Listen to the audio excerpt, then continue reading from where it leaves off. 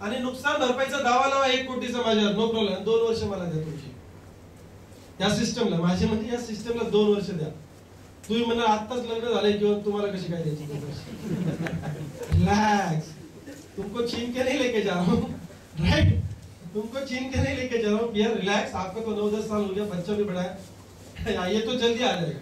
म्हणजे बरं झालं 2 वर्ष टेन्शन नाही. असंही वैतागलं होतं, काय संधी मिळते का शोधत होतो, चला कमी PRB ची संधी तरी मिळाली, सांगता तर येईल घरी, आपण 2 वर्ष बिझनेस घरी येणार नाही. PRB संन्यासी चॅलेंज आहे, पण हे आपलं चॅलेंज आहे सिस्टमचा आमच्या. कारण ही कंपनी जे काम करते असोसिएट साठी, तुम्ही लिहून द्या पेपरवर, स्टॅम्प पेपर लिहून द्या, आम्ही क्रॉस चेक करून तुम्हाला चॅलेंज करणार, त्याच्यावर कोर्टात केस खेळू आपण. कुठली कंपनी आहे या मार्केटमध्ये अशी जी तुमच्यावर पैसे लावते, तुम्हाला ट्रेनिंग साठी तुमच्यावर खर्च करते? नाही, कंपनी आज मार्केटमध्ये नाहीये, पुढे आली तर माहित नाही, येणार पण नाही, डेअरिंगच नाही करणार. कोण डेअरिंग करणार वर्षामध्ये 1/2 करोड घालवायचा, अजून वर्ष व्हायचंय ना आपल्याला, कोण नाही डेअरिंग करणार. ह्या कंपनीची विजन मोठी आहे, तर आम्हाला माहिती आहे की जी लोक आपल्याकडे स्वप्नांना बळकटी देतात, आपली जागी करतात, स्वप्नाची डब्यात बंद करून ठेवलेली आहे, आता संपलं, आता काय होणार नाही असं ज्यांना वाटतं, त्यांची आपण स्वप्न उचकवणार आहे, त्यांना आपण सक्षम बनवणार आहे, त्यांना ज्ञान देणार आहे. ते या हॉलमधून बाहेर जातो तुम्ही बघता, एवढं जरी ठरवलं, यस मी चेंज होणार, मला बदलायचंय, मला माझी परिस्थिती चेंज करायची, मला माझं कुटुंब समृद्ध करायचे, काय करायला लागेल ते करणार. आम्ही वेळ वापरतो काय सांगणार म्हणजे सिस्टम मध्ये तेच सांगणार तुम्हाला. आणि आता थोड्या वेळात तुम्हाला पाटील साहेब सांगणार आहेत, ठराविक 8 स्टेप्स आहेत, B1 B2 B2 4 B3 6 वगैरे असे जे स्टेप्स असतात ना आपण लहानपणी ज्या आतमध्ये दिलेल्या आहेत, तर कधी उठलं की सांगता येतात, तशा 8 बेसिक स्टेप्स आहेत की मी नक्की करायचंय काय. चल निर्णय झाला माझा, तुम्ही सांगा वरचं बटन लाव, शर्टचं लावणार, आजपर्यंत नव्हतं लावलं, ओके लावणार, टाय घाल म्हणतोय घालणार, का पैसे मिळाले पाहिजे. आम्हाला हक्काने विचारा, सर तुम्ही सांगताय ना मी हे सगळं करणार, पैसे मिळाले पाहिजे, तुम्ही आम्हाला उचकवा, डायरेक्ट बोला आम्हाला की सर पैसे मिळाले पाहिजे, तुम्ही सांगा कपडे घालून येऊ नका येणार मीटिंग मध्ये, सर तुम्ही सांगा, तुम्ही चॅलेंज करा आम्हाला, फक्त सिस्टीम फॉलो करा, मग का पैसे मिळत नाही. आम्ही सांगणार टोपी घालून येऊ नका आणि लोकांनाही टोप्या घालू नका, तुम्ही म्हणा बघा उद्यापासून नाही टोपी घालून, पैसे मिळाले पाहिजे, बिंदास विचारा आम्हाला की सर तुम्ही सांगता तसं आम्ही करणार, पैसे मिळाले पाहिजे, अशा हक्काची लोकच पाहिजेत आम्हाला. हा भेटला पट्ट्या, हा गारगोटीच्या हॉटेलमध्ये आम्ही बसायचो, सांगायचो काही पण सांगा, पैसे मिळाले पाहिजे. आम्ही पता किशोर सरांनी मार्गदर्शन केलं त्यांना, जे काही सांगाल तेवढं केलं त्यांनी, मग काय रिझल्ट मिळत नाही. कारण 70 वर्षात जुना कन्सेप्ट आहे, ह्याला चालवायची रीतिरिवाज सगळे ठरलेले आहेत, लोकांची सायकोलॉजी हे ते सगळं अभ्यास करून सगळं डिझाईन केलेलं आहे. तुम्हाला फक्त सक्षम एम्बॅसिडर व्हायचे, प्रचारक प्रसारक व्हायचे. ते सक्षम नाही झाला तर मग कसं काय रिझल्ट मिळणार. सरळ आहे ना, हा बिझनेस आहे, ही नोकरी नाही आपली, आपण सेल्समन नाहीये. सेल्समनने पाट्या टाकायचे आणि घरी जायचं असतं.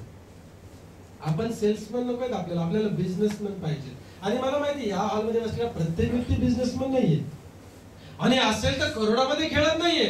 आपल्याला ते निर्माण करायचंय प्रत्येकामध्ये, तुम्ही घेऊन येणाऱ्या लोकांमध्ये पण हे निर्माण करायचंय.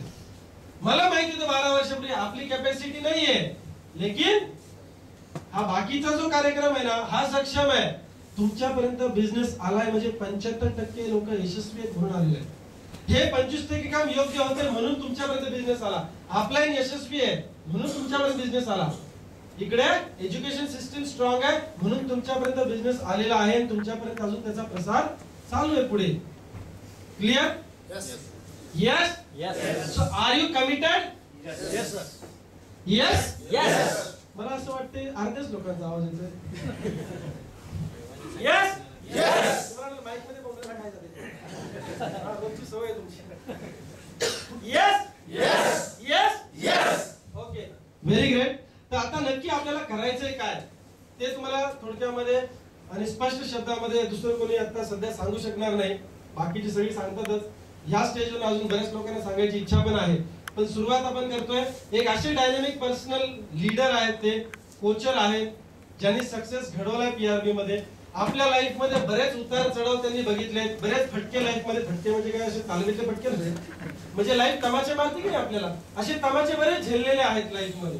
आणि ज्या वेळेला उगवलं कळलं की येस ये प्लॅटफॉर्म हाच तो प्लॅटफॉर्म आहे जिथे आपण कुछ कर सकता है. आतमधून कुठेतरी जागरूकता निर्माण झाली, त्यांनी स्वतःला घडवायला सुरुवात केली, स्वतःला सिस्टमला स्वतः त्यांनी सरेंडर केलं आणि एक एक नुकसे त्यांचे आपण सगळे मिळून सिस्टम मध्ये डेव्हलप करत गेलो. आज ते तुमच्या समोर काही नुकसे सांगणार जे त्यांनी स्वतः पाळलेले आहेत. ते अशी कुठली गोष्ट सांगणार नाही जे ते स्वतः करत नाही. आणि I find one dynamic leader जी तुमच्यातलीच एक चांगली पर्सनॅलिटी आहे. काही लोक त्यांना ओळखत असतील, काही लोकांनी अजून त्यांना ओळखलं नसेल, ओळखून म्हणून ओळखलं नसेल. मी चांगलं ओळखलं हे तुम्हाला की तुम्ही अजून त्यांना ओळखलेलं नाही, ओळखून सुद्धा. राईट. तर अशा व्यक्तीला मी तुमच्या समोर आता बोलवणार आहे जे तुम्हाला 8 सक्सेसच्या स्टेप्स सांगतील की तुम्ही नक्की ह्या हॉल मधून बाहेर पडल्यावर काय करायचे. दिस इज कॉल्ड 8 सक्सेस स्टेप्स. आणि त्यानंतर वेळ परमिटेड असेल तर मी 2 शब्द परत तुमच्याशी बोलणार आहे, कारण मला काही स्पेशल गोष्टी तुम्हाला सांगायच्या आहेत, त्या मी सांगणार आहे at the end of the session. Okay, so please help me welcome a dynamic personality, a great leader from Kolhapur, Mr. Kishore Pandya.